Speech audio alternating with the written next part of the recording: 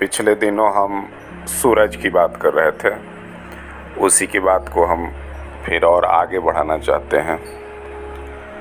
ये वैज्ञानिक रूप से बिल्कुल सिद्ध बात हो गई है। अब तो किसी प्रमाण की ज़रूरत है नहीं, विज्ञान सिद्ध कर रहा है कि सूरज से ही हमारे पृथ्वी की जन्म हुई। हमारे पृथ्वी ही नहीं, अन्य जितने भी ग्रह हैं जो सूर्य के चारों ओर चक्कर लगाते हैं, बुध, शुक्र, पृथ्वी, मंगल, गुरु, शनि, और फिर बाद में जो खोज हुआ जो हमारे ज्योतिष में नहीं है, यूरेनस, नेपच्यून, प्लूटो, वो सारे ग्रह पृथ्वी के सूर्य के चक्कर लगाते हैं, पृथ्वी सहित। तो अब हम बात केवल पृथ्वी करेंगे, इसलिए कि पृथ्वी पर जीवन है, पृथ्वी पर मनुष्य है। वैसे तो सभी ग्रह चक्कर लगाते हैं, पृथ्वी भी चक्कर लगाती है, और पृथ्वी सूरज से ही पैदा हुई है और हम पृथ्वी से पैदा हुए हैं। तो एक अन्योन्याश्रय संबंध सूरज का पृथ्वी से हमारा है। इसलिए सूर्य से पैदा हुआ पृथ्वी, पृथ्वी से पैदा हुए मनुष्य, तो सूर्य मेरा महापिता है। इसलिए हम लोग ज्योतिष में सूर्य को आत्मा भी बोलते हैं कि आत्मा का कारक है। तो सूर्य की बात को और आगे बढ़ाएंगे तो एक आपको अमेरिका में इस विषय पर रिसर्च हुआ है। पिछले 70-80 वर्षों से रिसर्च हो रहा है पेड़ पौधों पर। पेड़ पौधे में हर साल एक वृत्त का निर्माण होता है, उसमें ईयरली हर साल एक वृत्त का निर्माण होता है।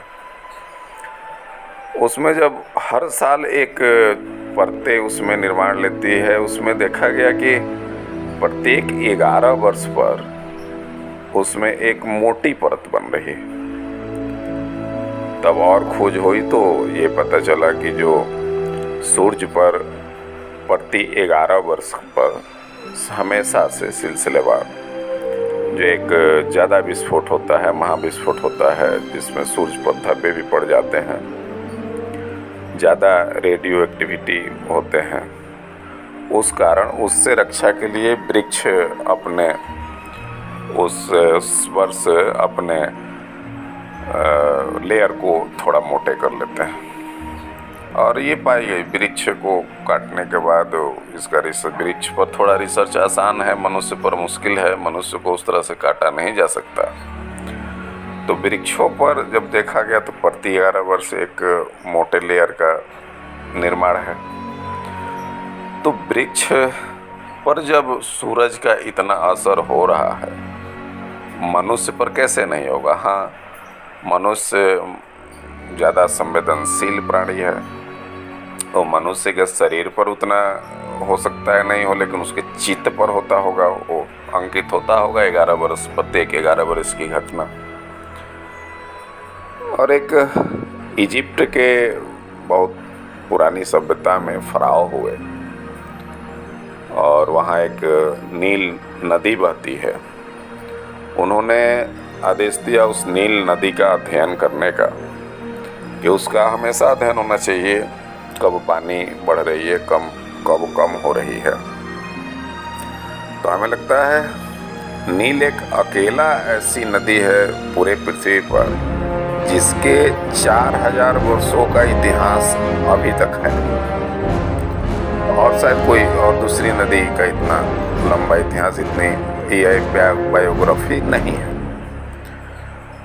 तो वहाँ भी ये पाया गया कि सूरज की घटनाओं से एक संबंध है, जो कि फराओ सूरज का भक्त था। फराओ का अर्थ भी होता है सूरज। तो उसने ये नदी पर अध्ययन कराया। उसमें एक और अद्भुत बातें पता चली उस अध्ययन में, कि जैसे ये एक 11 वर्षों का सर्किल है सूरज का, कि प्रत्येक 11 वर्षों पर एक ज़्यादा विस्फोट होते हैं वहाँ, उसी तरह का एक 90 वर्ष का सर्किल का भी पता चला, कि 90 वर्षों के का भी एक सूर्य का सर्किल है। और मैं जो भी ये बातें भी बता रहा हूँ, ये पूर्णतः वैज्ञानिक है और विज्ञान को मैं इसलिए बता रहा हूँ कि मेरी कहीं ना कहीं ये समझ है और मैं उस पर कायम हूँ कि ज्योतिष संपूर्ण रूप से एक डेवलप विज्ञान थी। आज उसे केवल साबित करना है और आज साबित करने का माध्यम आसान है। तो ये पाया गया कि सूरज का 90 वर्ष का एक सर्किल है। सूरज 45 वर्षों तक लगातार जवान होते रहता है, मतलब उसकी ऊर्जा बढ़ते रहती है और 45 वर्षों के बाद वो धीरे धीरे उसका बुढ़ापा शुरू होता है और 90 वर्षों पर जा कर के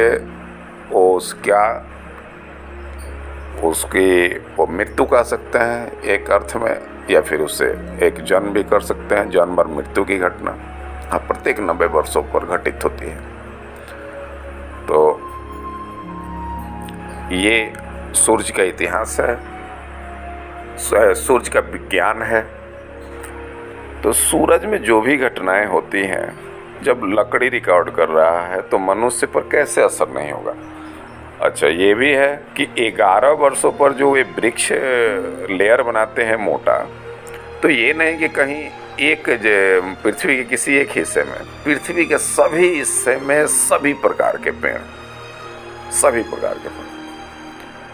तो आज के इसके सूरज पर अभी हम बात करते रहेंगे, क्योंकि सूरज केंद्र है में हमारे जीवन का भी केंद्र है। सूरज के बिना हमारा जीवन असंभव है। ज्योतिष में भी हम सूरज को पिता कहते हैं, आत्मा कहते हैं। सूरज के बिना ज्योतिष भी अधूरा है। तभी हम सूरज की बातें और भी करेंगे, आगे भी करेंगे। आज के लिए इतना ही। धन्यवाद।